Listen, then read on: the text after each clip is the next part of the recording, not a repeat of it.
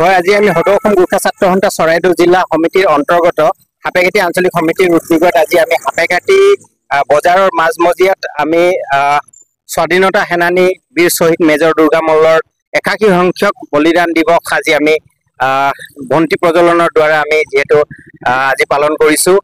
বিশেষকৈ মেজৰ দুৰ্গা মল্লই আজি স্বাধীনতা সংগ্ৰামৰ ক্ষেত্ৰত তেখেতে 1944 চনতেই তেখেতে যেহেতু বলিদান দিছিল, নিজৰ প্ৰাণ আহুতি দিছিল। গতিকে আজি এই পবিত্ৰ ক্ষণত তেখেতক আমি স্মৰণ কৰিবলৈ পাই আমি বিশেষকৈ চৰাইদেউ জিলা গোৰ্খা ছাত্ৰ সন্থা অত্যন্ত সুখী হৈছোঁ। আৰু তেখেতলোকৰ প্ৰাণ আহুতি দি যি বলিদান দি এই দেশ স্বাধীন কৰাৰ ক্ষেত্ৰত তেখেতলোকে যি খুব গুৰুত্বপূৰ্ণ ভূমিকা গ্ৰহণ কৰিলে তাক আমি শ্ৰদ্ধাৰে সোঁৱৰিছোঁ।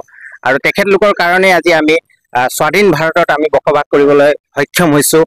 এসময়ত যেতিয়া ব্ৰিটিছৰ শাসন আমাৰ ভাৰতবৰ্ষত আছিল, তেতিয়া আমি ব্ৰিটিছৰ যি আমি তলতীয়া হৈ আমি যি সম্পূৰ্ণ আমি ভাৰতবাসী আমি যিহেতু বসবাস কৰি আছিলোঁ, তেতিয়া খুব এক বহুত মানে যি শাসন আছিল, এক ব্ৰিটিছ শাসন, সেই ভয়ংকৰ শাসনৰ আজি আমি যিহেতু স্বাধীন হৈছোঁ, আমি ফ্ৰীডম হৈছোঁ তেখেতলোকৰ বলিদানৰ কাৰণে বা তেখেতলোকৰ যথেষ্ট কষ্ট আৰু তেখেতলোকৰ সাহসিকতাৰ কাৰণে আজি আমি এই স্বাধীন ভাৰতত আমি বসবাস কৰিবলৈ সক্ষম হৈছোঁ। গতিকে সেই বীৰ পুৰুষসকলক আমি শ্ৰদ্ধাৰে সোঁৱৰিছোঁ। তেখেতলোকৰ বিদেহী আত্মাই য'তে থাকক তেওঁলোকে যাতে শান্তিৰে থাকক তাকে আমি বিশেষকৈ আমি কামনা কৰিছোঁ।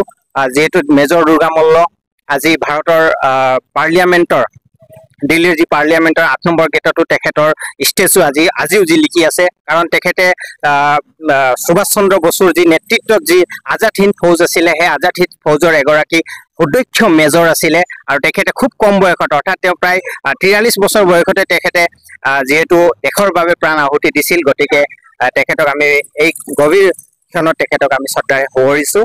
গতিকে এইখিনি কথাকে আপোনালোকক আমি অৱগত কৰিলোঁ।